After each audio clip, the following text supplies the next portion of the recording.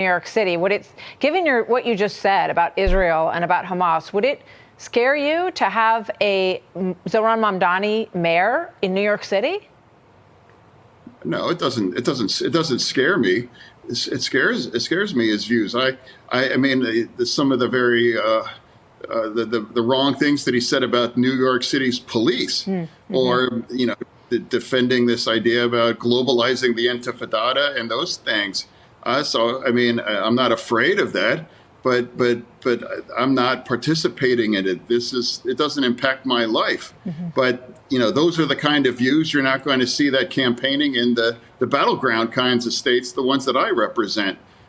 So that's kind of where we are. Yeah. That is not our party's future, but that is going to be the voice that New York City picked. And that's part of the democracy. Senator, thank you very much. Want to really see something that said, take a look at what happened. Hey. Why this beat so cold? We will make America proud again. And you try to kill our We will make America wealthy again. And yes, together, we will make America great again. Boy, oh boy, oh boy. He got that hoodie on, y'all. He has the hoodie on. Senator hoodie. At it again. Calling out his party, the Democrat Party, and not only that, Zohran Mamdani. Everybody, everything is out of New York City. Good luck, New York City. Fetterman is here to expose it all, and I'm here for it, y'all. I am here for it. Let's go and jump in. Particularly in New York City, the question is, the Democratic Party now going to be in a civil war? It's a great pleasure. We welcome Pennsylvania Senator Mr. John Fetterman to the show. Senator Fetterman, you're very kind to do this, sir. I appreciate it, particularly the day after. So what do you make of the Mamdani phenomenon, and what does that mean for the Democratic Party? What it means to me is that New York City just elected a new mayor, and that's their voice. And basically, 50% voted for him, and 50% of the other voters voted for someone else. So, in some sense, New York City is somewhat divided in the view, but without a doubt, though, he won, and he's going to be the new mayor in New York City. But it really doesn't matter much for me. It's in Pennsylvania in terms of a lot of those views overall. So I was just thinking, okay, he won, he got his 50%, that's true. Inside the Democratic Party, he's got a lot of people, Senator Sanders endorsed him, Senator Warren endorsed him. You yourself have been involved in the, I'll call it the shutdown fight. You've been voting in favor of the CR and ending the shutdown, but it's a battle against progressives and so forth and so on. That's why I wondered about the Civil War aspect in the Democratic. I mean, he's not even a Democrat. He's a Democratic socialist. He didn't even vote on the Democratic line, from what I gather, Senator. If I'm wrong, please correct me. But I mean, how does this play out inside the Democratic Party? Well, I mean, definitely. We have a very active part of the very progressive in our party, without a doubt. And they're very vocal right now.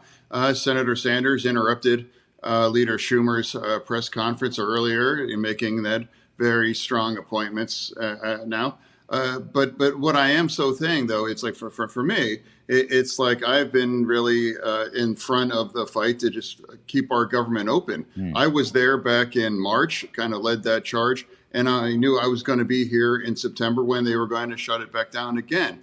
And now for me, as a committed Democrat, I'm fighting for the 48 million Americans that are on SNAP and the unions that are all been touched by this thing.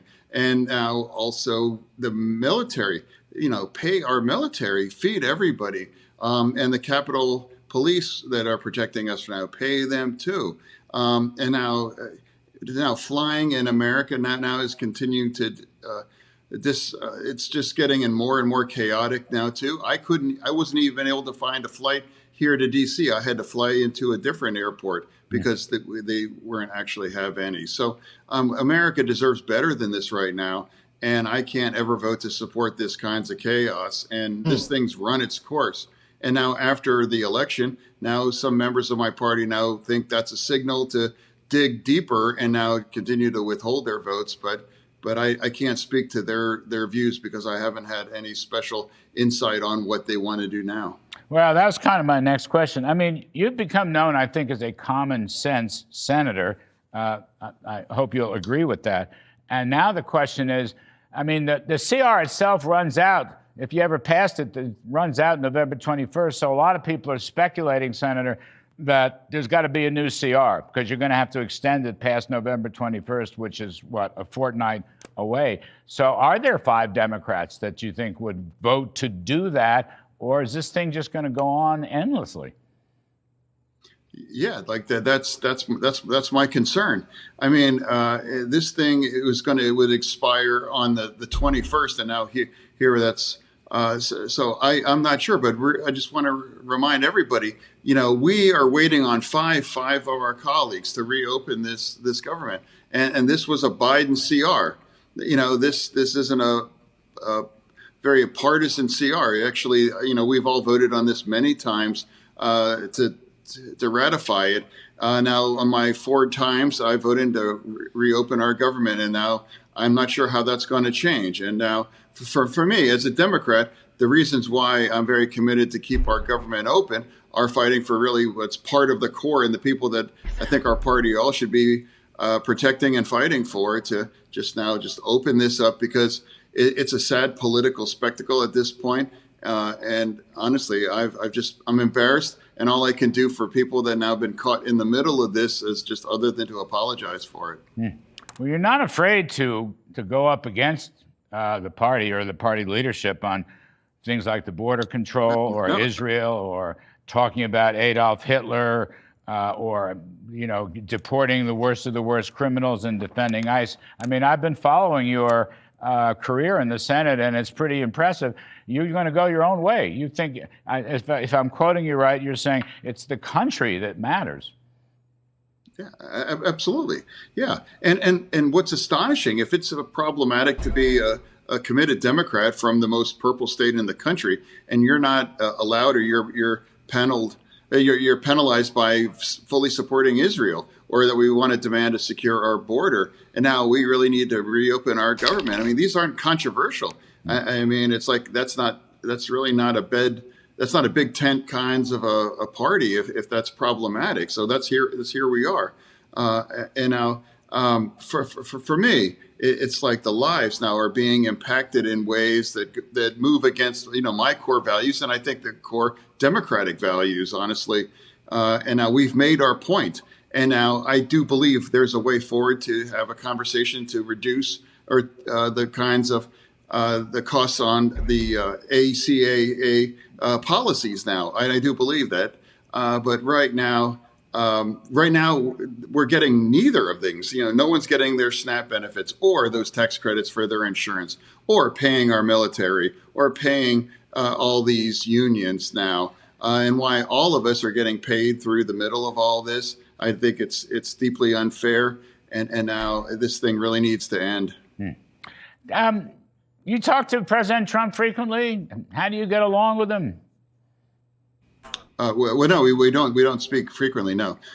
And in terms of we get along, I mean, there are things that I agree that he has chosen to do. Like, for example, the peace deal in Gaza, and that has stuck. And now I've been very, very supportive, and I actually celebrate those kinds of things.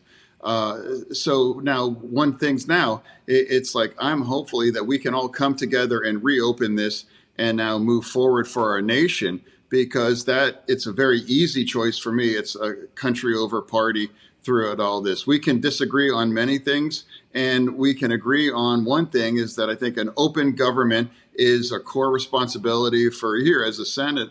As a senator. So I think it's dangerous at this point. How can this continue? And if you're emboldened by, or you're gaming it out on, hey, well, we're winning or you're losing, or who's going to blink, and then that's not a game that I ever going to want to participate in. And the only guaranteed losers are Americans that are caught in the middle of all of this mess. Yes, afraid so. Afraid you're right on all that stuff. Anyway, Senator John Fetterman, great state of Pennsylvania. Y'all know, right before the election, like right before the polls had closed, he said this. Voting booths, a lot of them have already sent in their votes. As a Democrat, looking at the New York City mayoral election, just one state away from you, and we share borders with New Jersey as well, obviously. How would you approach, if you were a New York voter, your decision between Cuomo and Mamdani? Well, I mean, it's hypothetical. What I'm saying is, it's like, this is going to be New York City's choice. And that is not a lesson for Democratic Party national and the politics. That's not really relevant. It's a very left city, and they're entitled to pick their next leader. And that's where we're going to find out. But it does seem, when you look at democratic socialism, I remember when Bernie Sanders was the only socialist politician in American politics, prominent. And we had a socialist senator up in the state of Vermont, which was kind of surprising to a lot of Americans. Now you have Alexandria Ocasio-Cortez, you have Mamdani in New York, you have a candidate in Kentucky, a candidate in Minneapolis. It feels like this is growing in America. What is your message to Democrat voters about how they should see that movement? Well, I represent Pennsylvania, and now for me, it's socialism isn't my party's future, certainly not. And now I think if Mamdani wins, I don't think he's going to be campaigning in all of the kinds of states that are going to determine who's going to, decide who's going to be the next president. And I will too, whether it's a thing. It is a voice. Oh, John, and we know. We know, John. We know. From New York City, and that is not our Democratic Party's future. And for all of these kinds of states, where they're like the purple states, I don't think you're going to see a lot of campaigning from a socialist or for people that have these very extreme kinds of views and opinions. Yeah, I want to play something for you from Nancy Pelosi talking about President Trump. Watch this. He's just a vile creature. The worst thing on the face of the earth. But anyway. You think he's the worst thing on the face of the earth? I do, yeah. I do. She called him a vile creature and the worst thing on the face of the earth. What's your response to that, Senator? Well, I would say that's part of the worst creatures on the face of the earth are Hamas, or like the leadership of Iran, or there's a lot of people on that. I would never use those kind of terms, and I wouldn't describe our president. You can really disagree with him, and I do disagree, but I don't think that's really entirely appropriate, but that's her words for that. So for me, that's just a different kinds of a Democrat for me.